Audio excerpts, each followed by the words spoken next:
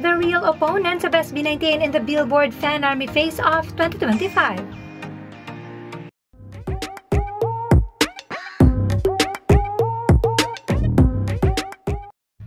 First of all, we all know that the Western artists and their fans are not too keen or active in the voting for Billboard Fan Army Face-Off 2025. Kaya makikita na since the start of BBFA in 2014, lahat ng nananalo ay Asian artists and their fandom. At ngayong 2025, SB19 na lamang ang natitirang Asian artist, and yet the battle is getting harder. At eto, may kapansin-pansin sa oras ng pagtaas ng boto ng kalaban.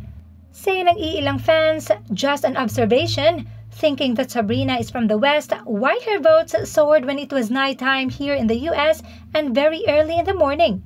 Is it that her votes are coming from the people in the East like Asia? Whatever it is, continue to vote for SB19. Another one said, exactly, it starts around noontime in PH or Asia Pacific. This is why I'm super grateful we have 18 across time zones helping out in regaining the lead while Asia Pacific 18 sleeps.